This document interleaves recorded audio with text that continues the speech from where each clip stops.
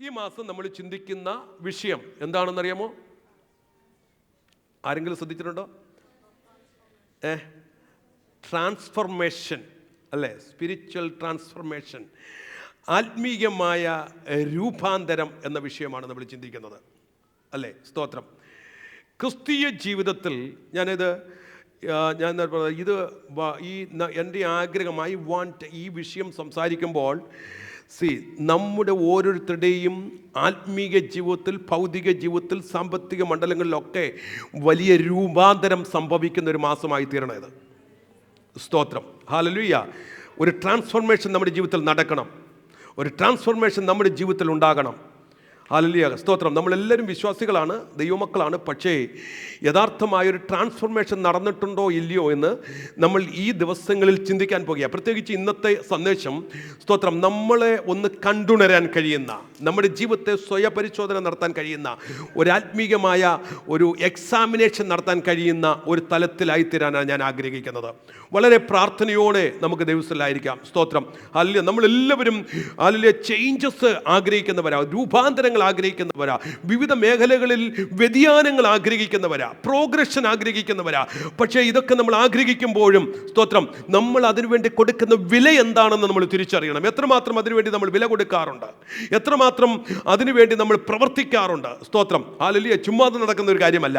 Praise God. ഇന്ന് പകൽക്കാലം നമ്മുടെ ഈ മാസം ഹല്ലേലൂയ നമ്മുടെ ട്രാൻസ്ഫോർമേഷൻ എന്ന് പറയുന്ന വിഷയം, രൂപാന്തരം എന്ന് പറയുന്ന വിഷയത്തെക്കുറിച്ച് നമ്മൾ ചിന്തിക്കാൻ താല്പര്യപ്പെടുകയാണ്. ക്രിസ്തീയ ജീവിതത്തിൽ, ആത്മീയ ജീവിതത്തിൽ വളരെ പ്രധാനപ്പെട്ട ഒരു വിഷയമാണ് ട്രാൻസ്ഫോർമേഷൻ എന്നുള്ളത്, അല്ലെങ്കിൽ രൂപാന്തരം എന്നുള്ളത്. ഈ വിഷയത്തോടുള്ള ബന്ധത്തിൽ ഞാൻ പ്രധാനമായിട്ടും 4-5 കാര്യങ്ങളാണ് ഞാൻ ചിന്തിക്കാൻ താല്പര്യപ്പെടുന്നത്. ആ 5 കാര്യങ്ങൾ ഹൈലൈറ്റ് ചെയ്ത് പറഞ്ഞ് മുന്നോട്ട് പോയിട്ട് വിഷയങ്ങളെക്കുറിച്ച് ചിന്തിക്കാം. 5 കാര്യങ്ങൾ. ഒന്നാമത്തെ കാര്യം, സ്തോത്രം, ആ വിഷയത്തിൽ ചിന്തിക്കുന്നത്, what does it mean by transformation? എന്താണ് ട്രാൻസ്ഫോർമേഷൻ എന്ന് പറയുന്ന വാക്കുകൊണ്ട് അർത്ഥമാക്കുന്നത് എന്നാണ് പ്രാരംഭത്തിൽ നമ്മൾ ചിന്തിക്കുന്നത്. രണ്ടാമതായി നമ്മൾ ചിന്തിക്കാൻ താല്പര്യപ്പെടുന്നത് importance of transformation in the Christian life. ക്രിസ്തീയ ജീവിതത്തിൽ രൂപാന്തരത്തിൻ്റെ ആവശ്യകത എന്താണ് എന്നുള്ള വിഷയം. മൂന്നാമതായി നമ്മൾ ചിന്തിക്കുന്നത് ബിബ്ലിക്കൽ ഫൗണ്ടേഷൻ ഓഫ് ട്രാൻസ്ഫോർമേഷൻ, അല്ല ദൈവവചനത്തിൻ്റെ അടിസ്ഥാനത്തിലുള്ളതായ രൂപാന്തരം എന്ന് പറയുന്ന കാര്യം എന്താണ്. നാലാമതായി biblical examples of transformed life, രൂപാന്തരപ്പെട്ട ജീവിതത്തിൻ്റെ ദൈവികമായ വചനത്തിൻ്റെ ഉദാഹരണങ്ങൾ നമ്മൾ ചിന്തിക്കും. അവസാനമായി the qualities of a transformed life, ഒരു രൂപാന്തരപ്പെട്ട വ്യക്തിയുടെ ജീവിതത്തിലെ ക്വാളിറ്റീസ് എന്താണ്, ഈ വിഷയങ്ങൾ ചിന്തിക്കും. ഞാൻ ചിന്തിക്കുന്നത്, സ്തോത്രം, ഞാൻ എപ്പോഴും പൗലോസ് പറയുന്നൊരു സ്റ്റേറ്റ്മെൻറ്റ് ഞാൻ ബൈബിൾ സ്റ്റഡിക്ക് പറയാറുണ്ട്.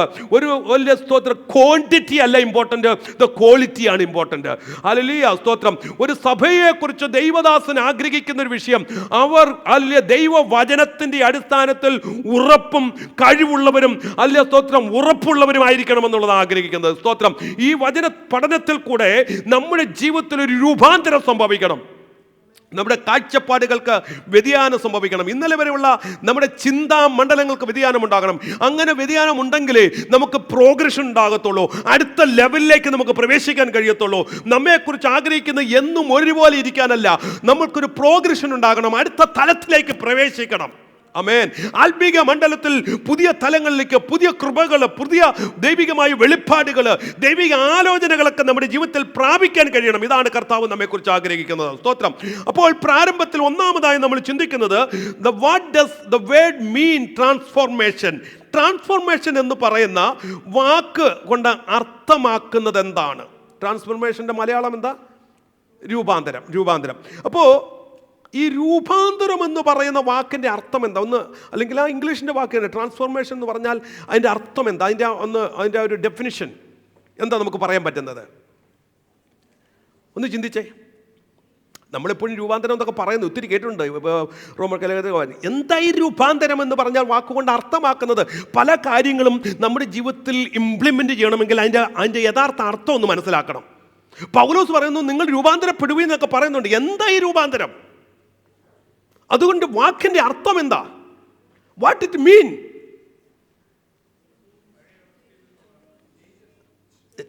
Changes. Okay, I agree that. ഞാനത് ഒരു പരിധി വരെ, പൂർണ്ണമായിട്ടല്ല, ഒരു പരിധി വരെ ഞാൻ അഗ്രി ചെയ്യുന്നുണ്ട്. Okay, changes. ഓക്കെ,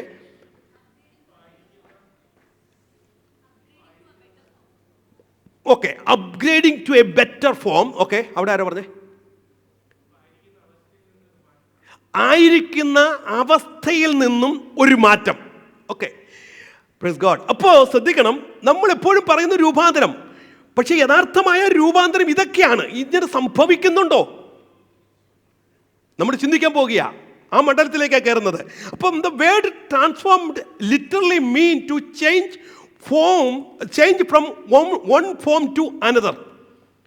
ട്രാൻസ്ഫോർമേഷൻ എന്ന് പറയുന്നത് ഒരു രൂപത്തിൽ നിന്നും, മലയാളം മലയാളം എന്താ അർത്ഥം? രൂപാന്തരം എന്ന് പറഞ്ഞാൽ രൂപം അന്തരം, ഒരു രൂപാന്തരം സംഭവിക്കുക, രൂപാന്തരം സംഭവിക്കുക. ഓക്കെ,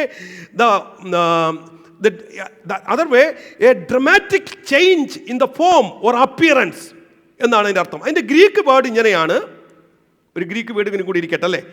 മെറ്റാമോർഫിയോ എന്ന് പറയുന്ന ഗ്രീക്ക് വേർഡ്, മെറ്റാമോർഫിയോ എന്ന് പറയുന്നതാണ് ഇതിൻ്റെ ഗ്രീക്ക് വേർഡ്. ട്രാൻസ്ഫോർമേഷൻ എന്ന വാക്കിൻ്റെ ഗ്രീക്ക് വേർഡ്. അതിൽ നിന്നാണ് സ്തോത്രം മറ്റൊരു ഇംഗ്ലീഷ് വേർഡ് ഉണ്ടായത്. ഏതാ? അപ്പം അറിയാം അതിൻ്റെ അർത്ഥം എന്തുവാ? ഏതിലാണ് നിങ്ങൾ ആ വാക്ക് പഠിക്കുന്നത്? See, actually that's the meaning of transformation. പിടികിട്ടിയോ? അതിൻ്റെ മെറ്റാമോർഫോസിസ് അല്ലേ, ആ വാക്കാണ് യഥാർത്ഥത്തിൽ ട്രാൻസ്ഫോർമേഷൻ്റെ അർത്ഥം എന്ന് പറഞ്ഞാൽ. സ്തോത്രം, നമ്മളിവിടെ ഒരു പിക്ചർ കണ്ടിട്ടുണ്ട്, കാറ്റർപില്ലർ ടു ബട്ടർഫ്ലൈ. ശ്രദ്ധിച്ചോ? ഇതാണ് ട്രാൻസ്ഫോർമേഷൻ. ഇതാണ് ട്രാൻസ്ഫോർമേഷൻ എന്ന് പറഞ്ഞാൽ. അപ്പോൾ സ്തോത്രം, ഒരവസ്ഥയിൽ നിന്നും മറ്റൊരവസ്ഥയിലേക്കുള്ള മാറ്റം, രൂപാന്തരം, അതാണ് രൂപത്തിനുണ്ടാകുന്ന അന്തരം എന്നൊക്കെ നമുക്ക് പറയാം. ഇത് നമ്മൾ ജനറലി പറയുന്ന കാര്യമാണ്. പക്ഷേ ആത്മീക പശ്ചാത്തലത്തിൽ we think on the spiritual sense, എന്താ ഈ വാക്കുകൊണ്ട് അർത്ഥമാക്കുന്നത്? എന്താണ് രൂപാന്തരം എന്ന് പറയുമ്പോൾ? ഞാൻ അടുത്ത ആഴ്ചയിൽ നല്ല ക്ലീൻ ഷേവൊക്കെ ചെയ്ത് വെള്ള ഉടുപ്പൊക്കെ ഇട്ട് കറുത്ത പാൻ്റൊക്കെ ഇട്ട് ടിപ്പായി, അതാണോ രൂപാന്തരം? അതാണോ? എൻ്റെ രീതിക്കൊക്കെ ഒന്ന് മാറ്റം വരുത്തി, എൻ്റെ പുറമേയുള്ള ആ വേഷവിധാനങ്ങൾക്ക്. ഇന്നലെ വരെ തലമുടിയൊക്കെ വല്ലാതെ വളർത്തി ഇട്ടിരുന്നു, ഇപ്പോൾ തലമുടിയൊക്കെ വെട്ടി നല്ല ക്ലീൻ ഷേവായി നല്ല ടിപ്പായി വരാൻ തുടങ്ങി. Is it A change? Is it a transformation? I am talking with the spiritual sense. സഭയിൽ ആഴ്ചയിൽ ഒരിക്കൽ വന്ന് കടന്നു പോകുന്നതാണോ രൂപാന്തരം?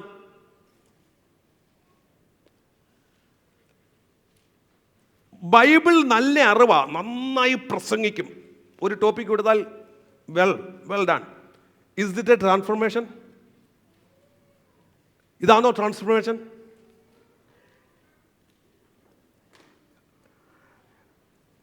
ഒരു കാര്യം മനസ്സിലാക്കണം, transformation it is not about attending church. It is not about your knowledge in the Bible. It is not about you born in a Pentecostal traditional Pentecostal family. ഇതൊന്നുമല്ല ട്രാൻസ്ഫോർമേഷൻ എന്ന് പറയുന്നത്. ഇതിലൊന്നും ട്രാൻസ്ഫോർമേഷൻ വരികയില്ല. പിന്നെ എന്താണ് സ്പിരിച്വൽ കോണ്ടെക്സ്റ്റിലുള്ള ട്രാൻസ്ഫോർമേഷൻ എന്ന് പറയുന്നത്? Spiritual കോണ്ടെക്സ്റ്റിലുള്ള transformation എന്ന് പറയുന്നത്, നമ്മൾ പെന്തിക്കോസ്ത് കുടുംബത്തിൽ അല്ലെങ്കിൽ അല്ലാതെയുള്ള മതത്തിൽ ജനിച്ചു വളർന്നു വന്നു, നമ്മൾക്ക് രൂപാന്തരം സംഭവിച്ചു എന്ന് പറയുന്നുണ്ട്. പക്ഷേ എന്താണ്, ഏത് നിലയിലുള്ള ട്രാൻസ്ഫോർമേഷനാണ് നമ്മുടെ ജീവിതത്തിൽ ഉണ്ടായത് എന്ന് നമ്മൾ പരിശോധിക്കണം. നമ്മൾ അതിന് എക്സാമ്പിൾ എടുത്തത് ഇതാണ്, കാറ്റർപില്ലർ അല്ലേ, ബട്ടർഫ്ലൈ. Think about that. അതിനെക്കുറിച്ച് ചിന്തിച്ചേ. ഈ ബട്ടർഫ്ലൈക്ക് പിന്നെ തിരിച്ചുപോയി കാറ്റർപില്ലറായിട്ടിരിക്കാൻ പറ്റുമോ? മനസ്സിലാവുന്നുണ്ടോ? തിരിച്ചുപോയി മറ്റേതാവാൻ പറ്റുമോ? ഇല്ല. ആ കാറ്റർപില്ലർ, ആ പുഴുക് ഇരുന്ന അവസ്ഥയിൽ നിന്നും എന്ത് ചെയ്തു? സമൂലമായ ഒരു മാറ്റമാണ് സംഭവിക്കുന്നത്. ഞാൻ അതിലേക്ക് ഇച്ചിരി കൂടി ഡെപ്തായിട്ട് വരാം. ഓക്കെ, അപ്പോൾ ഇത്രയും കാര്യം ഓർത്താൽ മതി. ഇപ്പോൾ എന്താണ് രൂപാന്തരം, ട്രാൻസ്ഫോർമേഷൻ എന്ന് നിങ്ങൾക്ക് മനസ്സിലായി. ഇത് ചുമ്മാ ഒരു ചേഞ്ച് അല്ല. അവിടെ ചേഞ്ച് പറഞ്ഞു, it's not just a change. ഞാൻ അടുത്ത ആഴ്ച ക്ലീൻ ഷേവ് ചെയ്ത് പാൻസ് വെള്ള ഷർട്ടൊക്കെ ഇട്ട് വരുന്നത് ചേഞ്ചാ. It's not a transformation. അത് രൂപാന്തരമല്ല. ഓക്കെ, അപ്പൊ ചേഞ്ച് ഉണ്ട് ഒരു പരിധി വരെ. പക്ഷേ അതിനേക്കാൾ അപ്പുറമാണ് ട്രാൻസ്ഫോർമേഷൻ അല്ലെങ്കിൽ രൂപാന്തരം എന്ന് പറയുന്നത്. അപ്പോൾ നമ്മൾ ആ അർത്ഥം ചിന്തിച്ചു. രണ്ടാമത്തെ കാര്യം, the importance of transformation in the Christian life. ക്രിസ്തീയ ജീവിതത്തിൽ ഈ രൂപാന്തരത്തിൻ്റെ അനിവാര്യത എന്താണ്, ആവശ്യം എന്താണ്? ഈ വിഷയത്തോടുള്ള ബന്ധത്തിൽ 2 വാക്യങ്ങൾ ഞാൻ വായിക്കാൻ താല്പര്യപ്പെടുകയാണ്. 2 3 വായിക്കാം. ഒന്നാമത് വായിച്ചാട്ട് 2 കൊരിന്ത്യർക്ക് ലേഖനം 5-ാം അധ്യായം 17-ാം വാക്യം. ഒരുത്തൻ ക്രിസ്തുവിലായാൽ അവൻ പുതിയ സൃഷ്ടിയാകുന്നു, പഴയത് കഴിഞ്ഞു പോയി, ഇതാ അത് പുതുതായി തീർന്നിരിക്കുന്നു. മതി. റോമർക്ക് ലേഖനം 12:1-2. സഹോദരന്മാരെ, ഞാൻ ദൈവത്തിന്റെ മനസ്സിൽ ഓർപ്പിച്ച് നിങ്ങളെ പ്രബോധിപ്പിക്കുന്നത്, നിങ്ങൾ ബുദ്ധിയുള്ള ആരാധനയായി നിങ്ങളുടെ ശരീരങ്ങളെ ജീവനും വിശുദ്ധിയും ദൈവത്തിന് പ്രസാദമുള്ള യാഗമായി സമർപ്പിപ്പിൻ. ഈ ലോകത്തിന് അനുരൂപമാകാതെ നന്മയും പ്രസാദവും പൂർണ്ണതയുമുള്ള ദൈവഹിതം ഇന്നതെന്ന് തിരിച്ചറിയേണ്ടതിന് മനസ്സ് പുതുക്കി രൂപാന്തരപ്പെടുവിൻ. ഓക്കെ, 2 കൊരിന്ത്യർ 3:18, 2 കൊരിന്ത്യൻ ചാപ്റ്റർ 3:18. എന്നാൽ മൂടുപടം നീങ്ങിയ മുഖത്ത് കർത്താവിന്റെ തേജസ്സിനെ കണ്ണാടി പോലെ പ്രതിബിംബിക്കുന്നവരായി നാം എല്ലാവരും ആത്മാവാകുന്ന കർത്താവിന്റെ ദാനമായി തേജസ്സിന്മേൽ തേജസ് പ്രാപിച്ച് അതേ പ്രതിമയായി രൂപാന്തരപ്പെടുന്നു. മതി, സ്തോത്രം. ഇവിടെ 3 പ്രതിപാദിച്ചിരിക്കുന്ന ഒരു വിഷയമാണ് രൂപാന്തരം. ഒന്നാമത്തെ ഭാഗത്ത് നമ്മൾ ചിന്തിക്കുന്ന ഒരു പുതിയ സൃഷ്ടിയായി മാറുന്നു. പഴയത് കഴിഞ്ഞുപോയി, പഴയതല്ല, പുതിയ ഒരു സൃഷ്ടി. റോമർക്ക് ലേഖനം പറഞ്ഞു, മനസ്സ് പുതുക്കി രൂപാന്തരപ്പെടുവീൻ. 3-ാമത്തെ ഭാഗത്ത് നമ്മൾ ചിന്തിച്ചു, കർത്താവിൻ്റെ തേജസ്സിനോടൊരു ബന്ധത്തിൽ നമ്മൾ രൂപാന്തരപ്പെടണം. ഇവിടെയൊക്കെ രൂപാന്തരത്തെക്കുറിച്ച് ഞാൻ ഓർപ്പിച്ച ഒരു കാര്യമുണ്ട്. ഒരു ക്രിസ്തീയ ജീവിതത്തിൻ്റെ, ഒരു സ്പിരിച്വൽ ലൈഫിൻ്റെ അടിസ്ഥാനപരമായ കാര്യമെന്ന് പറയുന്നത് രൂപാന്തരമാണ്. രൂപാന്തരം ജീവിതത്തിൽ സംഭവിക്കാത്ത ഒരു ക്രിസ്ത്യൻ ലൈഫ് ക്രിസ്ത്യൻ ജീവിതം അല്ല. If you are a child of God, നിങ്ങളൊരു ദൈവ പൈതലാണെങ്കിൽ ജീവിതത്തിൽ രൂപാന്തരം സംഭവിച്ചിരിക്കണം. രൂപാന്തരം സംഭവിക്കാത്ത ഒരു ജീവിതം ക്രിസ്തീയ ജീവിതമല്ല. നമ്മളെല്ലാവരും പേരുണ്ട് വിശ്വാസികൾ, ഞാൻ അതിലേക്ക് വരാം. പക്ഷേ നമ്മുടെ ജീവിതത്തിൻ്റെ തുടക്കമെന്ന് പറയുന്നത് രൂപാന്തരത്തോടു കൂടിയാണ്, അല്ലേ? ഒരു സ്പിരിച്വൽ ലൈഫിൻ്റെ തുടക്കം എന്ന് പറയുന്നത് രൂപാന്തരത്തോടു കൂടിയാണ്. അങ്ങനെ രൂപാന്തരം പ്രാപിച്ച ഒരു വ്യക്തിയുടെ ഒടുക്കവും രൂപാന്തരത്തോടു കൂടിയാണ്. രൂപാന്തരത്തിൽ തുടങ്ങിയവനെ രൂപാന്തരത്തിൽ അവസാനിക്കാൻ പറ്റത്തുള്ളൂ. നമ്മുടെ ജീവിതം എവിടെ അവസാനിക്കുന്നത്? എന്താ കൊരിന്ത്യ ലേഖനത്തിൽ പൗലോസ് പറയുന്നത്? 1 കൊരിന്ത്യ ലേഖനം 15-ാം അധ്യായം അതിൻ്റെ 51 മുതൽ വായിച്ചേ. 1 കൊരിന്ത്യർ 1 കൊരിന്ത്യൻ ചാപ്റ്റർ. ഞാനൊരു മർമ്മം നിങ്ങളോട് പറയാം, നാം എല്ലാവരും നിദ്ര കൊള്ളുകയില്ല, എന്നാൽ അന്ത്യകാഹളത്തിങ്കൽ പെട്ടെന്ന് കണ്ണിമയ്ക്കിനിടയിൽ നാം എല്ലാവരും രൂപാന്തരപ്പെടും. കാഹളം ധ്വനിക്കും. രൂപാന്തരപ്പെടും. ആരാണ് രൂപാന്തരപ്പെടുന്നത്? രൂപാന്തരം പ്രാപിച്ചവര്. ശ്രദ്ധിക്കണേ, നമ്മൾ സ്വർഗത്തിൽ ഇപ്പോൾ ധ്വനിക്കും പോകുമെന്നൊക്കെ പറഞ്ഞിരിക്കുമ്പോൾ എൻ്റെ ചോദ്യം, യഥാർത്ഥമായ ഒരു രൂപാന്തരം ജീവിതത്തിൽ സംഭവിച്ചിട്ടുണ്ടോ എന്നുള്ളതാണ്. രൂപാന്തരം ജീവിതത്തിൽ സംഭവിക്കാത്ത ഒരാൾക്ക് രൂപാന്തരപ്പെടാൻ കഴിയത്തില്ല. നമ്മുടെ ജീവിതത്തിൽ കണ്ണിമിക്കുന്നതിനിൽ കാഹളം ധരിക്കുമ്പോൾ നമ്മുടെ ഈ ശരീരം രൂപാന്തരപ്പെടണമെങ്കിൽ ജീവിതത്തിൽ രൂപാന്തരം സംഭവിച്ചേ പറ്റത്തുള്ളൂ. സ്തോത്രം, ഹല്ലേലൂയ. എത്ര പേര് ഇത് ഗ്രഹിക്കുന്നു? നിങ്ങൾ മനസ്സിലാകുന്നുണ്ടെന്ന് വിശ്വസിക്കുകയാണ്. അപ്പോൾ ഇവിടെ രൂപാന്തരം സംഭവിക്കണം. ഒടുക്കം രൂപാന്തരം നടക്കണമെങ്കിൽ രൂപാന്തരം സംഭവിക്കണം. നമ്മൾ കൊരിന്ത്യ ലേഖനം 2 കൊരിന്ത്യർ 5:17 ഇങ്ങനെ വായിച്ചത്. ഇവിടെ പറഞ്ഞിരിക്കുന്നു, ഒരു പുതു സൃഷ്ടി എന്നാണ് പറഞ്ഞിരിക്കുന്നത്. ഒരുവനിൽ, സ്തോത്രം, ഒരുത്തൻ ക്രിസ്തുവിലായാൽ അവൻ പുതിയ സൃഷ്ടിയാകുന്നു. മതി. When we became in Christ, നമ്മൾ ക്രിസ്തുവിലാകുമ്പോൾ a new creation, അതിൽ കൂടെ നമുക്ക് എന്താ ലഭിക്കുന്നത്? എ ന്യൂ ഐഡന്റിറ്റി ലഭിക്കുന്നു, ന്യൂ പർപ്പസ് ലഭിക്കുന്നു, ന്യൂ ഡെസ്റ്റിനേഷൻ ലഭിക്കുന്നു. എപ്പോൾ? ഒരുവൻ ക്രിസ്തുവിലായ പുതിയ സൃഷ്ടിയായാൽ. ഒരുവൻ ക്രിസ്തുവിലായാൽ അവൻ പുതിയ. So we are changed to another form, not the old one. അവിടെ എടുത്തു പറയുന്നുണ്ട്, ഇനി പഴയതല്ല, പഴയത് എന്ത് ചെയ്തു? കഴിഞ്ഞുപോയി. അതാ പുതിയത്, ന്യൂ ഫോം, ഒരു പുതിയ ഫോമിലേക്ക് മാറ്റപ്പെടുകയാണ്. സ്തോത്രം. എന്ന് പറഞ്ഞാൽ ആത്മീക ജീവിതത്തിലെ രൂപാന്തരം എന്ന് പറയുന്നത്, ശ്രദ്ധിക്കണം, ആത്മീക ജീവിതത്തിലെ രൂപാന്തരം എന്ന് പറയുന്നത് പുറമേ കാണപ്പെടുന്ന രൂപാന്തരമല്ല. പുറമേ കാണപ്പെടുന്ന ഒരു രൂപാന്തരമല്ല, അകത്തും പുറത്തും ഒരുപോലെ സംഭവിക്കേണ്ട ഒന്നാണ് ദ സ്പിരിച്വൽ ട്രാൻസ്ഫോർമേഷൻ എന്ന് പറയുന്നത്. സ്തോത്രം. അകത്തുണ്ടാകുന്ന രൂപാന്തരം പുറത്തെന്ത് ചെയ്യും? പ്രതിഫലിക്കും. ഒരു കാര്യം ഓർത്തോ, പുറത്ത് പ്രതിഫലിക്കും. പക്ഷേ അകത്ത് രൂപാന്തരം ഉണ്ടെങ്കിലേ പുറത്ത് പ്രതിഫലിക്കാൻ കഴിയത്തുള്ളൂ. അപ്പോൾ അകത്തും പുറത്തും ഒരുപോലെ എന്ത് ചെയ്യണം? രൂപാന്തരം സംഭവിക്കണം. ആ പുറത്ത് മാത്രം ഉണ്ടാകുന്ന രൂപാന്തരമല്ല. യഥാർത്ഥമായിട്ടുള്ള രൂപാന്തരം എന്ന് പറയുന്നത് അകത്തും പുറത്തുമുള്ള രൂപാന്തരമാണ്. കാരണം കർത്താവ് അതിന് ഒത്തിരി എംഫസൈസ് കൊടുത്തിട്ടുണ്ട്. പുറത്തു മാത്രം രൂപാന്തരം വരുത്തുന്ന ഒരു കൂട്ടരുണ്ട്. അവരെ നോക്കി കർത്താവ് വിളിച്ചൊരു വിളിയുണ്ട്. എന്താണെന്നറിയാമോ? സ്തോത്രം. വായിച്ചേ, മത്തായിയുടെ സുവിശേഷം 23:25 വാക്യം. കപടഭക്തിക്കാരായ ശാസ്ത്രിമാരും പരീക്ഷന്മാരുമായുള്ളവരെ, നിങ്ങൾക്ക് ഹാ കഷ്ടം, നിങ്ങൾ കിണ്ടിക്കിണ്ണങ്ങളുടെ പുറം വെടിപ്പാക്കിക്കൊണ്ടിരിക്കുക. നമ്മൾ, സ്തോത്രം, ശ്രദ്ധിക്കണമേ, നമ്മൾ പുറം മാത്രം നോക്കിയുള്ള രൂപാന്തരമല്ല രൂപാന്തരം.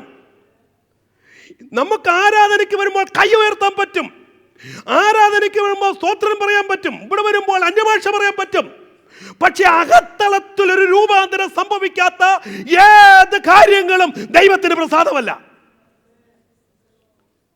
അപ്പോൾ സംഭവിക്കേണ്ടത് അകത്താണ്. അതുകൊണ്ട് കർത്താവ് പറഞ്ഞത്, നീ ആദ്യം എന്ത് ചെയ്യണം? അകം വൃത്തിയാക്ക്. സ്തോത്രം. അകം വൃത്തിയാക്ക്. അകം മോശമായിരിക്കുക. അകം രൂപാന്തരം സംഭവിച്ചിട്ടില്ല. പുറം മാത്രമുള്ള രൂപാന്തരമല്ല. 23-27 വാക്യം കൂടെ വായിച്ചേ. കപടഭക്തിക്കാരായ ശാസ്ത്രിമാരും പരീക്ഷന്മാരുമായുള്ളവരെ, നിങ്ങൾക്ക് ഹാ കഷ്ടം, വെള്ള തേച്ച ശവക്കല്ലറകളോട് നിങ്ങൾ ഒത്തിരിക്കുന്നു. അവ പുറമേ അഴകായി ശോഭിക്കുന്നെങ്കിലും അകമേ ചത്തവരുടെ അസ്ഥികളും. മതി. സ്തോത്രം. ഈ വായിക്കാതാണ് നിങ്ങൾക്ക് കാര്യങ്ങൾ മനസ്സിലാവുമല്ലോ. വ്യാഖ്യാനമില്ലാത്ത കാര്യങ്ങൾ മനസ്സിലാക്കാൻ പറ്റുന്ന കാര്യമാണ്. അനുഭവമില്ലാത്ത, രൂപാന്തരമില്ലാത്ത ഭാഗ്യപ്രകടനങ്ങൾ ദൈവത്തിന് പ്രസാദമല്ല. ശ്രദ്ധിക്കണേ. സ്തോത്രം. നമുക്ക് രൂപാന്തരം സംഭവിക്കേണ്ടത് അകത്തളത്തിലാണ്. ഈ വിഷയത്തെക്കുറിച്ച് നമ്മൾ പഠിക്കുമ്പോൾ ഞാനൊരു കാര്യം പറയാം. I been the ministry four A long years now. ഞാൻ സഭാ ശുശ്രൂഷയിലായിട്ട് ഏതാണ്ട് 25 വർഷവും മിനിസ്ട്രിയിലായിട്ട് ഏതാണ്ട് 10-35 വർഷത്തോളമായി. കേരളത്തിലായാലും വിവിധ വകകളിലും മിനിസ്ട്രിയിൽ പല വകകളും. പക്ഷേ ഞാനൊരു കാര്യം പറയാം, ഒത്തിരി പേരെ ഞാൻ കണ്ടിട്ടുണ്ട്. I've seen many people even inside the church. Frankly, തീർച്ചയായിട്ടും പറയാൻ കഴിയുന്നൊരു കാര്യം, അനേകരും യഥാർത്ഥമായ ട്രാൻസ്ഫോർമേഷൻ ജീവിതത്തിൽ സംഭവിച്ചിട്ടില്ല എന്നുള്ളതാണ്. They may be church attenders ആയിരിക്കാം, പക്ഷേ ജീവിതത്തിൽ ഒരു ട്രാൻസ്ഫോർമേഷൻ സംഭവിച്ചിട്ടില്ല എന്നുള്ള യാഥാർത്ഥ്യം വ്യക്തമായി നമുക്ക് മനസ്സിലാക്കാൻ കഴിയും. Many are inside the church, but their mind have not transformed by the word of God. They are inside the church.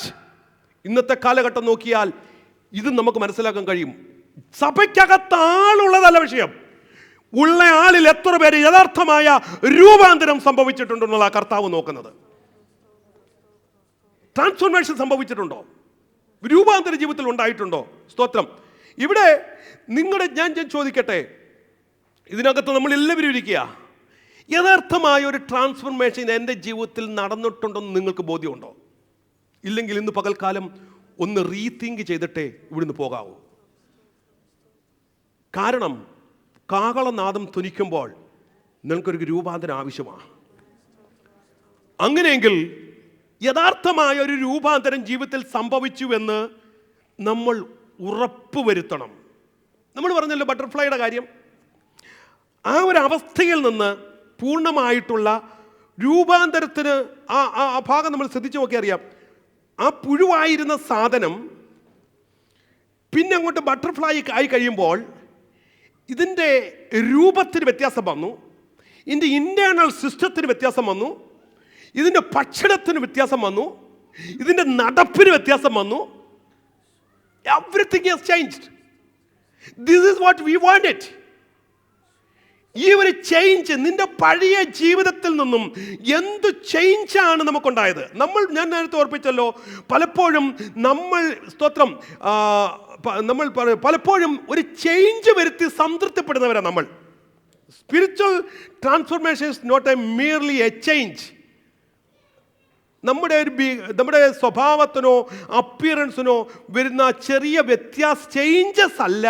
ഇത്തിരി പേരുടെ ജീവിത പ്രശ്നം എന്ന് അറിയാമോ, അവർ ചേഞ്ച് ആയിട്ടുണ്ട്, പക്ഷേ ട്രാൻസ്ഫോർമേഷൻ നടന്നിട്ടില്ല. ചേഞ്ചും ട്രാൻസ്ഫോർമേഷനും ഞാൻ പറയാം എന്താ വ്യത്യാസം എന്ന്. പണ്ട് ദിവസം 10 സിഗരറ്റ് വലിക്കായിരുന്നു, 10 സിഗരറ്റ്. പിന്നീട് എങ്ങനെയുണ്ട് സഹോദര? ഇല്ല പാസ്റ്റർ, ഞാനിപ്പോൾ 10 വലിക്കത്തില്ല, ഇപ്പം 4 വലിക്കത്തുള്ളൂ. That's a change. പണ്ട് പബ്ബിൽ പോയി കുടിക്കുമായിരുന്നു, ഇപ്പം എങ്ങനെയുണ്ട് സഹോദര? ഇല്ല, ഇപ്പം പബ്ബിൽ പോകത്തില്ല, വീട്ടിൽ വെച്ച് ഉണ്ടാക്കിയും വീട്ടിൽ ഫ്രിഡ്ജിൽ വെച്ചേ കുടിക്കത്തുള്ളൂ. That's a change. പണ്ട് സിനിമ തിയേറ്ററിൽ പോയിരുന്ന് സിനിമ കാണുമായിരുന്നു, ഇപ്പോഴെങ്ങോട്ട് സഹോദര? ഇല്ല, ഞാൻ 80 ഇഞ്ചിൻ്റെ TV വെച്ച് വീട്ടിൽ ഇരുന്നേ കാണത്തുള്ളൂ. Understand? This a change, no transformation. ഇതൊരു ചേഞ്ച് മാത്രമാണ്. ഈ രൂപാന്തരം യഥാർത്ഥത്തിൽ ആദ്യം സംഭവിക്കേണ്ടത് എവിടെയാണെന്നറിയാമോ? അതാണ് പൗലോസ് പറയുന്നത്. റോമർക്ക് ലേഖനം 12:2 ഈ ലോകത്തിന് അനുരൂപമാകാതെ നന്മയും പ്രസാദവും പൂർണ്ണതയുമുള്ള ദൈവഹിതം ഇന്നതെന്ന് തിരിച്ചറിയേണ്ടതിന് മനസ്സ് പുതുക്കി. അവിടെ ചിന്തിക്കണേ, മനസ്സ് പുതുക്കി രൂപാന്തരം. വെറും രൂപാന്തരം അല്ല, മനസ്സ് പുതുക്കിയുള്ള രൂപാന്തരം. വെറും ചേഞ്ച് അല്ല ഞാൻ പറയുന്നത്. മനസ്സ് പുതുക്കി ഉള്ള മനസ്സിനകത്ത് പുതുക്കം വരാത്ത രൂപാന്തരം സംഭവിക്കാത്ത മാനസാന്തരം നിലനിൽക്കത്തില്ല. മനസ്സിലാവുന്നുണ്ടോ? അപ്പം മനസ്സ് പുതുക്കിയുള്ള രൂപാന്തരം എപ്രകാരമാണ് അകത്തുണ്ടാകുന്ന മാറ്റം, അല്ലെങ്കിൽ ഇപ്രകാരം അകത്തുണ്ടാകുന്ന മാറ്റത്തിനാണ്, അല്ലെങ്കിൽ അതിനാണ് യഥാർത്ഥമായ മാനസാന്തരം എന്ന് പറയുന്നത് നമുക്ക് മനസ്സിലാക്കാം. ഇതാദ്യം നടക്കേണ്ടത് അകത്താണ്. അകത്ത് രൂപാന്തരം എന്നവരുടെ പുറത്തും ആ മാറ്റം പ്രകടമാകും. ഈ മാറ്റം ഒരുവൻ്റെ പുറത്ത് അല്ലെങ്കിൽ പ്രവൃത്തിയിൽ വെളിപ്പെട്ട് വരും. ഇങ്ങനെ വെളിപ്പെട്ട് വരുന്ന മാറ്റത്തെയാണ് മാനസാന്തരത്തിൻ്റെ ഫലമെന്നും മാനസാന്തരത്തിൻ്റെ പ്രവൃത്തി എന്നും പറയുന്നത്. അതായത് ഒരുവൻ്റെ അകത്തളത്തിലുണ്ടാകുന്ന രൂപാന്തരത്തിൻ്റെ ഫലം. അതിനെ യോഹന്നാൻ വിളിച്ചു പറയുന്ന ഒരു കാര്യമുണ്ട്. യോഹന്നാൻ മത്തായിയുടെ സുവിശേഷം 3-ാം അധ്യായം അതിൻ്റെ 8-ാം വാക്യം നോക്കുമ്പോൾ യോഹന്നാൻ വിളിച്ചു പറയുന്ന ഒരു കാര്യമുണ്ട്. മാനസാന്തരത്തിന് യോഗ്യമായ ഫലം കായ്പിൻ. അബ്രഹാം ഞങ്ങൾക്ക് മതി. മാനസാന്തരത്തിന് യോഗ്യമായ ഫലം കായ്ക്കീൻ. അപ്പോസ്തലപ്രവൃത്തി 26:20.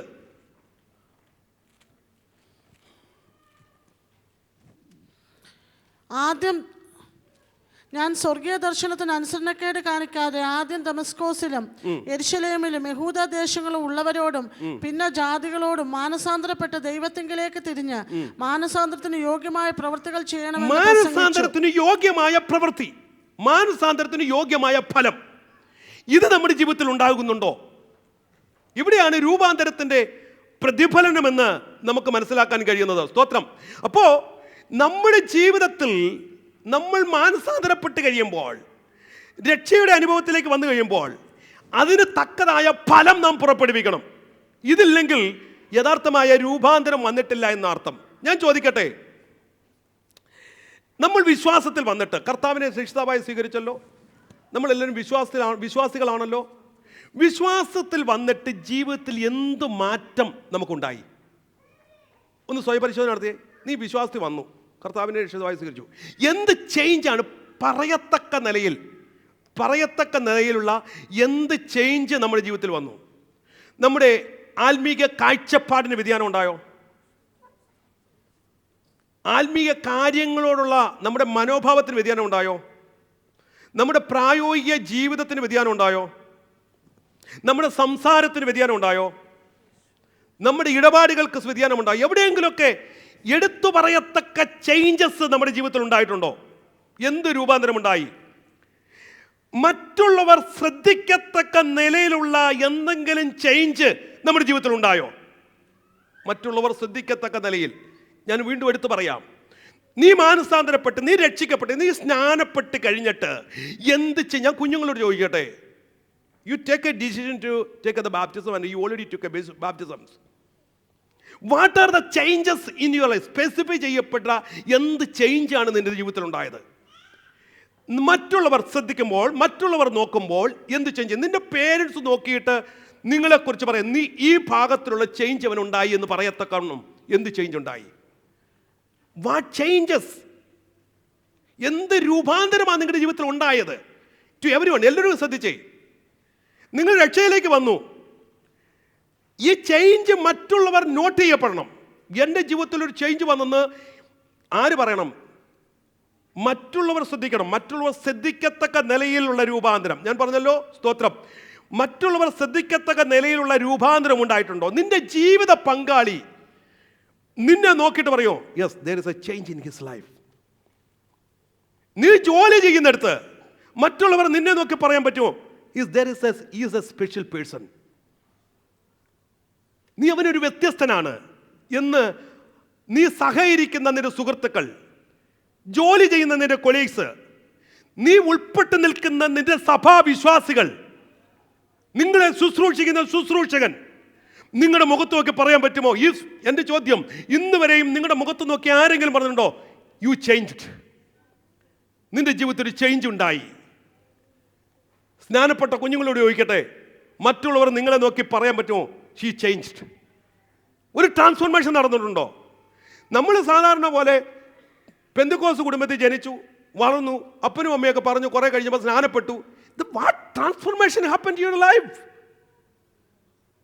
Is anything സ്പെസിഫൈ ചെയ്യത്തക്ക നിലയിൽ, എടുത്തു പറയത്തക്ക നിലയിൽ നിന്റെ സ്വഭാവത്തിന് എന്തെങ്കിലും ചേഞ്ച് വന്നോ? നിന്റെ ജീവിത രീതിക്ക് വ്യത്യാസം വന്നോ? നിന്റെ സംസാര ശൈലിക്ക് വ്യത്യാസം വന്നോ?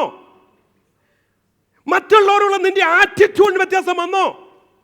ബിഹേവിയറിന് വ്യത്യാസം വന്നോ? Is there any change? എടുത്തു പറയത്തക്ക എന്ത് ചേഞ്ചാണ് ഉണ്ടായിട്ടുള്ളത്? ഇല്ലെങ്കിൽ ഓർത്തോണം, നിന്റെ സ്നാനം, നിന്റെ മാനസാന്തരം സീറോയാണ്. No meaning at all. ഒരർത്ഥമില്ല. നിന്റെ മാനസാന്തരത്തിന് വിലയുമില്ല. ജീവിതത്തിൽ ചേഞ്ച് സംഭവിക്കാത്ത മാനസാന്തരമല്ല, രൂപാന്തരം സംഭവിക്കണം. ഓക്കെ, വി നോട്ടീസ് മറ്റുള്ള, ഞാൻ ചോദിക്കട്ടെ, സ്തോത്രം, മറ്റുള്ളവർ നിന്റെ മുഖത്ത് നോക്കി പറയണം, we notice a change in your life, change in your behaviour, change in your attitude, change in your life style. ഇത് മറ്റുള്ളവർ നോട്ട് ചെയ്യത്തക്കവണ്ണം എന്ത് രൂപാന്തരമാണ് നിന്റെ ജീവിതത്തിൽ സംഭവിച്ചിട്ടുള്ളത്? സ്തോത്രം. പുറമേ കാണപ്പെടുന്ന ഭാഗ്യപ്രകടനങ്ങളെ കുറിച്ചല്ല ഞാൻ ഈ പറയുന്നത്, അകത്തു വന്ന രൂപാന്തരത്തിൻ്റെ റിഫ്ലക്ഷനാണ് ഞാൻ ഈ പറയുന്നത്. നിന്റെ അകത്തൊരു മാനസാന്തരം ഉണ്ടെങ്കിൽ അത് പുറത്ത് വെളിപ്പെട്ട് വരും. അത് നിന്റെ ജീവിതത്തിൽ വരും, നിന്റെ ഡ്രസ്സിങ്ങിനകത്ത് വരും. ഇതൊന്നും പ്രത്യേകം എടുത്തു പറയേണ്ട കാര്യമൊന്നുമല്ല. ചിന്തിക്കുന്നത് ഈ ഡ്രസ്സിങ് ഒക്കെ ഇതൊക്കെ പെന്തക്കോസ്തുകാരുടെ കാര്യമാണ്, ഇതൊക്കെ ട്രഡീഷണൽ ആയിട്ട്. നോ നോ നോ, നീ യഥാർത്ഥമായും മാനസാന്തരപ്പെട്ട വ്യക്തിയാണെങ്കിൽ that will reflect in your outward body. ഇതൊക്കെ ഇപ്പോഴത്തെ കൾച്ചറിന്റെ പാർട്ടാ പാസ്റ്റർ. നോ, കാരണം മറ്റൊന്നുമല്ല, നീ മാനസാന്തരപ്പെട്ടില്ലെന്നേ. മാനസാന്തരപ്പെട്ടാൽ that will reflect in your body, your outward appearance. നിന്റെ സംസാരം മാറും, നിന്റെ വേഷവിധാനം മാറും. പിന്നെ ലോകം കോലം കെട്ടുന്നതുപോലെ നിനക്ക് കെട്ടാൻ പറ്റത്തില്ല. കുഞ്ഞുങ്ങൾ ശ്രദ്ധിക്കണം. Listen carefully. നമുക്ക് ലോകത്തെ അഡോപ്റ്റ് ചെയ്യാൻ നമ്മൾ മിടുക്കരാ. കാരണം മറ്റൊന്നുമല്ല, മാനസാന്തരം വന്നിട്ടില്ലെന്ന് അതിൻ്റെ അർത്ഥം. ചുമ്മാതാ ചർച്ച വരുന്നേ, ചുമ്മാതായി ബൈബിളും പിടിച്ചുകൊണ്ട് നടക്കുന്നേ. There is no change, no transformation. ഇന്ന് പകൽക്കാലം തിരിച്ചറിയണം യഥാർത്ഥമായ ട്രാൻസ്ഫോർമേഷൻ ജീവിതത്തിൽ നിന്ന്. മൂടുപടം, ഇവിടെ നമ്മൾ വായിച്ച മറ്റൊരു ഭാഗത്ത് മൂടുപടം മാറുമ്പോൾ എന്ത് ചെയ്യുമെന്ന് പറഞ്ഞാൽ റിഫ്ലക്റ്റ് ചെയ്യപ്പെടുക. ആ മൂടുപടം മാറണം. ഇന്ന് ഒത്തിരി പേര് ഇപ്പോഴും എന്തുകൊണ്ടാണ് നടക്കുന്നറിയാമോ? മൂടുപടമാ. സഭയ്ക്കകത്ത് വരുമ്പോൾ മൂടുപടമാ, മറ്റവരുടെ മുന്നിൽ ചെല്ലുമ്പോൾ മൂടുപടമാ. വീട്ടിനകത്തോ, സഭയ്ക്കകത്ത് സൺഡേ സ്കൂളിൽ വരുമ്പോൾ മൂടുപടമാ. But what about when you are alone at home, in your room, in your personal life? മറ്റുള്ള മുന്നിൽ I am okay. What about when you are alone at home? When nobody is listening you? How you talk? നിന്റെ വാക്ക് എങ്ങനെയുള്ളതാ? നീ എന്താ കാണുന്നേ? നീ എന്താ ശ്രദ്ധിക്കുന്നേ, കേൾക്കുന്നേ? ചെവിക്കകത്ത് ഇത് വെച്ചുകൊണ്ട് നടക്കുമ്പോൾ നീ ശ്രദ്ധിക്കുന്നത് എന്താ? ഒരുപക്ഷെ മറ്റാരും കാണുന്നില്ലായിരിക്കാം. It's A fake. നിന്റെ മാനസാന്തരം ശരിയായിട്ടില്ല. ട്രാൻസ്ഫോർമേഷൻ ജീവിതത്തിൽ ഉണ്ടാകണം. ട്രാൻസ്ഫോർമേഷൻ സംഭവിക്കാതെ നിങ്ങൾ ബൈബിൾ എടുത്തു നടക്കുന്നതുകൊണ്ട് യാതൊരു അർത്ഥവും ഇല്ലെന്നാണ് ഞാൻ ഈ പറഞ്ഞു വരുന്നത്. We need a change in our life. അതാണ് ആദ്യം സംഭവിക്കേണ്ടത്. മൂടുപടം മാറണം. ഇന്ന് പകൽക്കാലം ഇതിനകത്ത് ഞാൻ ശക്തമായി പറയട്ടെ, ആരെങ്കിലും മൂടുപടം ധരിച്ചിട്ട് ഇതിനകത്തിരിക്കുന്നെങ്കിൽ we need to change our life. സ്തോത്രം. സഭയ്ക്കകത്ത് വരുമ്പോൾ നിങ്ങൾക്ക് മൂടുപടം ഇട്ടാൻ പറ്റും. മറ്റുള്ള സഹവിശ്വാസികളുടെ മുന്നിൽ നിങ്ങൾക്ക് മൂടുപടം ഇടാൻ പറ്റും. പക്ഷെ മൂടുപടം മാറിയവരായിട്ടാ ദൈവസന്നിധിയിൽ നാം നിൽക്കേണ്ടത്. അന്നിട്ട് നിൽക്കാൻ പറ്റത്തില്ല. സ്തോത്രം. അപ്പോൾ മൂടുപടം മാറുന്നവരാണ്. ട്രാൻസ്ഫോർമേഷൻ സംഭവിക്കണം. അകത്ത് നീ ആരാണോ അത് പുറത്തു വരും. അങ്ങനെ വന്ന ഒരു കാര്യം യേശു ക്രിസ്തുവിനെ കുറിച്ച് പറഞ്ഞിട്ടുണ്ട്. സ്തോത്രം. ലൂക്കോസിന്റെ 9-ാം അധ്യായത്തിൽ ട്രാൻസ്ഫിഗറേഷൻ സംഭവിച്ചു. യേശുവിന് ട്രാൻസ്ഫിഗറേഷൻ സംഭവിച്ചു. അതിൻ്റെ കാരണം യേശു ആരായിരുന്നു? ദൈവപുത്രനായിരുന്നു. ഒറ്റ സുപ്രഭാതത്തിൽ പെട്ടെന്ന് എന്ത് സംഭവിച്ചു? ഒരു ട്രാൻസ്ഫിഗറേഷൻ ഉണ്ടായി. അത് അവൻ്റെ മുഖത്ത് വെളിപ്പെട്ടു വന്നു. അവൻ പ്രാർത്ഥിക്കുമ്പോൾ മുഖത്തിന്റെ ഭാവം മാറി, ഉടുപ്പ് മിന്നുന്ന വെള്ളയായും തീർന്നു. രണ്ട് പുരുഷന്മാർ മതി. സ്തോത്രം. അതിലേക്ക് ഞാൻ വിവരിക്കുന്നില്ല. ഒരു കാര്യം മനസ്സിലാക്കേണ്ടത്, അവിടെ അകത്തെ ആരാണോ അത് പുറത്തു വന്നു. The inner change will reflect your outward character. If you are changed in your inner life, that will reflect your talk. That will reflect your behavior. That will reflect your attitude. ഇപ്പോഴും ദേഷ്യപ്പെടുന്ന സ്വഭാവമുണ്ടോ? ഇപ്പോഴും സംസാരിക്കുമ്പോൾ അപ്പനും അമ്മയോടൊക്കെ കർക്കശമായി തിരിച്ചു പറയുന്ന സ്വഭാവമുണ്ടോ? മനസ്സിലാക്കണം. Understand it. നീ യഥാർത്ഥമായി മാനസാന്തരപ്പെട്ടോ? നിന്റെ സ്നാനം യഥാർത്ഥ സ്നാനമാണോ എന്ന് അവിടെയാണ് നമ്മൾ തിരിച്ചറിയുന്നത്. നീ യഥാർത്ഥമായൊരു ദൈവവൈതലാണോ എന്ന് അവിടെയാണ് നമ്മൾ തിരിച്ചറിയുന്നത്. ദ ട്രാൻസ്ഫോർമേഷൻ, വലിയൊരു വ്യതിയാനം സംഭവിക്കണം. സ്തോത്രം. അപ്പോൾ ഇപ്രകാരം വ്യതിയാനം സംഭവിച്ചാൽ എന്താ സംഭവിക്കുന്നത് അറിയാമോ? Praise God. നമുക്ക് നമ്മുടെ രീതിക്ക് വ്യതിയാനമുണ്ട്. ഞാൻ പറഞ്ഞല്ലോ, ആത്മീയ കാര്യങ്ങളിൽ വ്യതിയാനം ഉണ്ടാകും. ആത്മീകമായ കാഴ്ചപ്പാട് മാറും. നമുക്കൊരു ആവേശമകത്ത്, ഈ രൂപാന്തരം സംഭവിച്ചവർക്ക് ഒരു ഭയങ്കര ആവേശമാണ്. ശ്രദ്ധിച്ചിട്ടുണ്ടോ നിങ്ങൾ? ഭയങ്കര ആവേശം. ഞാനൊരു ഉദാഹരണം പറയാം. ഞങ്ങൾ മിനിസ്റ്റർ ചെയ്യുന്ന സമയത്ത് തിരുവനന്തപുരത്തിന് വെള്ളറടയ്ക്ക് അപ്പുറത്തൊരു സ്ഥലമുണ്ട്. ഞാൻ സ്ഥലം മറന്നുപോയി. സ്തോത്രം. അവിടെ ഞങ്ങളൊരു ഫിലിം ഷോ കാണിക്കാൻ പോയി. പണ്ടത്തെ കാലത്ത് നിങ്ങൾക്കറിയാം, ഈ പ്രൊജക്ടറൊക്കെ വെച്ച് ജീസസിൻ്റെ ഫിലിം നിങ്ങൾ ആരെങ്കിലും കണ്ടിട്ടുണ്ടോ? ഓക്കെ. മശിഹ ചരിത്രം. ഓക്കെ. ഇത് കാണിക്കാൻ ഞങ്ങൾ പോയി. സ്തോത്രം. ഏതാണ്ട് ഞങ്ങളുടെ ഒരു മറ്റഡോറിൻ്റെ വലിയ വാന, ഇത് മേലോട്ട് കയറി പോകത്തില്ല. ഒരു കിലോമീറ്ററോളം മേളിലോട്ട്, ഒരു മലയുടെ മേളിൽ കയറി പോകണം. ആ മലയുടെ മേളിലാണ് കുറച്ച് ആൾക്കാരുള്ളത്. അവിടെ വാസ്തവം പറഞ്ഞാൽ പോലീസ് പോലും പോകത്തില്ല. കാരണം അത്രമാത്രം അഴിമതിയും ഈ മറ്റു കാര്യങ്ങളൊക്കെ ഉള്ള ഒരു പ്ലേസാണ്. അവിടെ ഞങ്ങൾ ഈ ഓപ്പൺ എയർ മീറ്റിംഗ് നടത്തിയിട്ട് ഫിലിം ഷോ കാണിക്കാൻ പോവുക. അപ്പം ഞങ്ങൾ വാൻ കൊണ്ട് നിർത്തി കഴിയുമ്പോൾ ഞങ്ങളെ വിളിച്ച ഒരു ടീം ഉണ്ടായിരുന്നു. കുറച്ച് ചെറുപ്പക്കാരാ. ഇതിനകത്ത് ഈ ജനറേറ്റർ ഇരിപ്പുണ്ട്, മൈക്ക് ഇരിപ്പുണ്ട്, ഈ ഫിലിം പ്രൊജക്റ്റ് എല്ലാം ഇരിപ്പുണ്ട്. ഞങ്ങൾ നോക്കിയപ്പോൾ ഒരു 20 വയസ്സുള്ളൊരു പയ്യൻ ഓടി വന്നിട്ട് ജനറേറ്റർ എടുത്ത് അവൻ്റെ തലയിലോട്ടങ്ങ് വെച്ചു. എന്നിട്ട് യവൻ ഇതും ചുമ്മി കയറി പോവുക. ഞങ്ങൾ നോക്കിക്കേടോ, യവൻ്റെ ആവേശം നോക്കിക്കേ. ഞങ്ങൾ ഈ ബോക്സ് ഇത് ഡിജിറ്റൽ ബോക്സ്, മറ്റേന്ന് പറഞ്ഞാൽ വലിയ ബോക്സാണ്. 25 കിലോ 30 കിലോ വെയിറ്റ് ഉണ്ട് ഒരെണ്ണത്തിന്. ഇതും പൊക്കി ഞങ്ങൾ ഒന്ന് കയറി ചെന്നപ്പോഴത്തേക്ക് അവൻ 3 മേലോട്ട് കയറി. അപ്പം ഞങ്ങൾ ചോദിച്ചു, എന്താണ് ഇവന് ഇത്രയും ആവേശം? അപ്പോഴാണ് മനസ്സിലായ ആ ദേശത്തെ വലിയൊരു തല്ലിപ്പുളിയായിരുന്നു അവന്. പക്ഷെ കർത്താവിനെ തൊട്ട് കഴിഞ്ഞപ്പോഴുണ്ടല്ലോ, ഇവൻ്റെ രീതിക്ക് അങ്ങ് മാറ്റം സംഭവിച്ചു. ഇന്ന് ആ സഭയിൽ ഓടി നടന്ന് ഇവൻ കർത്താവിന് വേണ്ടി പ്രവർത്തിക്കുക. അവൻ്റെ ആവേശം ഭയങ്കരമാണ്. കാരണം അവനൊരു കാര്യം മനസ്സിലായി, ഞാൻ തല്ലിപ്പൊളിയായിരുന്നു, ഞാൻ കൊള്ളരുതാവനായിരുന്നു, പക്ഷെ എൻ്റെ കർത്താവ് തൊട്ടപ്പോൾ എനിക്ക് അടങ്ങിയിരിക്കാൻ പറ്റത്തില്ല. ഒരു കഥയും കൂടെ ഞാൻ പറയാം. ഒരിക്കൽ ഈ തവള അറിയാമല്ലോ, ഫ്രോഗ്, കുഞ്ഞുങ്ങൾ ഫ്രോഗ് അറിയാമല്ലോ. ഓക്കെ. ഈ ഫ്രോഗ് ഇങ്ങനെ ചാടി പോവുക. അപ്പം ഒരട്ട ഈ ഫ്രോഗിനോട്, ഇടാ നില്ലടാ അവിടെ, 1000 കാലുള്ള എനിക്കില്ലാത്തൊരു ചാട്ടം നിനക്കെന്താ? ഈ അട്ട ഇത് ചാടിയാണല്ലോ പോന്നേ. 1000 കാലുള്ള എനിക്കില്ലാത്ത ആവേശം നിനക്കെന്താ? ഫ്രോഗ് പറഞ്ഞു, അട്ടച്ചേട്ടാ, അതിന് കാര്യം ഞാൻ ഈ വെള്ളത്തിൽ കുറച്ച് കാണുമ്പം പത പോലെ കിടന്നൊരു സാധനമാണ്, വെറും പത പോലെ. കുറച്ച് കഴിഞ്ഞപ്പോൾ ചെറിയ ചെറിയ ബോളുകളായി. അതും കുറച്ച് കഴിഞ്ഞപ്പോൾ എനിക്കൊരു വാല് കിളിച്ച്. കുറേയും കൂടെ കഴിഞ്ഞപ്പോൾ ഈ വാലും അങ്ങ് പോയി. വീണ്ടും കുറച്ച് കഴിഞ്ഞപ്പോൾ ഞാൻ വെള്ളത്തിൽ ഞാൻ കിടന്നപ്പം എനിക്ക് പെയ്യെ പെയ്യെ 2 കൈകൾ കളിക്കാൻ തുടങ്ങി, കാല് കളിക്കാൻ തുടങ്ങി, പെയ്യ് ഞാൻ കരയെ കയറാൻ തുടങ്ങി. അപ്പോഴാണ് എനിക്ക് മനസ്സിലായി, എനിക്ക് കൈയില്ലാത്ത വെള്ളത്തിൽ കിടന്ന പറഞ്ഞു കിടന്ന എനിക്ക് ചാടാൻ പറ്റിയെങ്കിൽ എനിക്ക് അടങ്ങിയിരിക്കാൻ പറ്റത്തില്ല, ഞാൻ ചാടിക്കൊണ്ടിരിക്കും. അവൻ്റെ ചാട്ടത്തെ നിർത്താൻ പറ്റത്തില്ല. ഞാൻ പറഞ്ഞൊരർത്ഥം നിങ്ങൾക്ക് മനസ്സിലായോ? സ്തോത്രം. യഥാർത്ഥമായ രൂപാന്തരം അകത്ത് വന്ന ഒരു വ്യക്തിക്ക് അവന് അടങ്ങിയിരിക്കാൻ പറ്റത്തില്ല. അവനൊരു ആവേശം അകത്തുണ്ട്, അവൻ്റെ ഉള്ളിലൊരു ആവേശമുണ്ട്. സ്തോത്രം. അതാണ് രൂപാന്തരം എന്ന് പറയുന്നത്.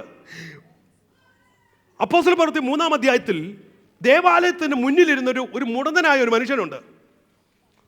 മുടന്തനായൊരു മനുഷ്യൻ. ഇവൻ എന്നും ഭിക്ഷിക്കപ്പെട്ടിരിക്കുക, നാളുകളായിട്ട് ഭിക്ഷിക്കിരിക്കുക. ആരും ശ്രദ്ധിക്കുന്നില്ല. സ്തോത്രം. ആരും ശ്രദ്ധിക്കുന്നില്ല. ഇവന് ഞാൻ ഇരുന്നപ്പോഴാണ് ഒരിക്കൽ യോഹന്നാനും പത്രോസും കൂടെ അതുവഴി വരുന്നേ. അവൻ വല്ലതും കിട്ടണമെന്നൊക്കെ പ്രതീക്ഷിച്ചു. പക്ഷേ അവന് കിട്ടിയത് ഒരു സൗഖ്യമാണ്. അവരുടെ കരത്തിൽ കൂടെ ഒരു ശക്തി വ്യാപരിച്ച് ഈ മുടന്തന് അന്ന് വരെ കിട്ടാത്ത ഒരു ശക്തി അവന് കിട്ടി. അവിടെ പറഞ്ഞിരിക്കുന്ന അവന്റെ നരിയാണികൾ എന്ത് ചെയ്തെന്നാ? ക്ഷണത്തിൽ അവന്റെ കാലും നരിയാണിയും ഉറച്ചു. കണ്ടോ വ്യത്യാസം? നിൽക്കട്ടെ. അവൻ അത്രയും ഉറച്ചു കഴിഞ്ഞപ്പോൾ പിന്നെ അവൻ ചെയ്തൊരു കാര്യം അവിടെ എടുത്തു പറയുന്നുണ്ട്. എന്താ പറഞ്ഞിരിക്കുന്നത്? അവൻ കുതിച്ചെഴുന്നേറ്റ് നടന്നും തുള്ളിയും. അപ്പൊ യവനെ വിളിച്ചിട്ട് ആൾക്കാർ വെക്കാം, എടാ നീ എന്താ തുള്ളുന്നേ? യവന് പറയാനൊരു കാര്യമുണ്ട്. ഇത്രയും നാൾ നിങ്ങൾ നടന്നതല്ലേ, ഞാൻ അവിടെ കാലില്ലാത്തവനായി മുടന്തനായി അവ വഴിയേറിയിരുന്നയാ. എന്നാൽ ഏതോ ശക്തി എന്നെ വന്ന് തൊട്ടു. എനിക്ക് ഇനി നടക്കാൻ പറ്റത്തില്ല, എനിക്ക് തുള്ളാനേ പറ്റത്തുള്ളൂ. കാരണം സ്തോത്രം, എനിക്കൊരു രൂപാന്തരം സംഭവിച്ചു. ഇന്ന് പകൽക്കാലം ഈ ആവേശമാണ് ദൈവമക്കൾക്ക് ഉണ്ടാകുന്നത്.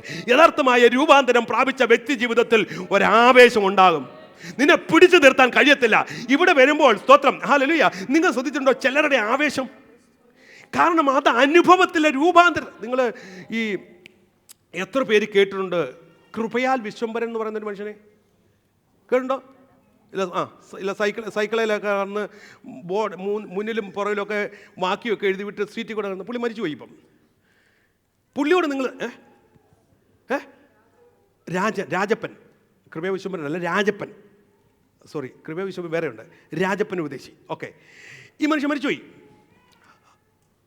പുള്ളിയോട് നിങ്ങൾ സംസാരിച്ചാലുണ്ടല്ലോ, പുള്ളി അവിടെ നിൽക്കും, ഒറ്റ ഷൗട്ടാ.